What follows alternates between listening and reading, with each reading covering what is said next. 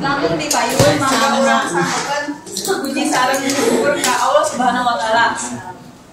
Nu parantos maparing makhluk ka urang sadayana dugi ka tiasa panempang rarai dina di acara. Alhamdulillah, urang biasa kempel di ieu tempat dina kaayaan sehat walafiat. Para wargi anu dihormat, dina ieu wapros simkuring bade ngajikeun kumaha pentingna hirup sehat kanggo urang sadayana.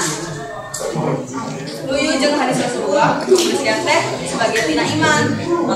Salam jaman iman, urang mangkuna moal ngalalawarkeun perkara kebersihan.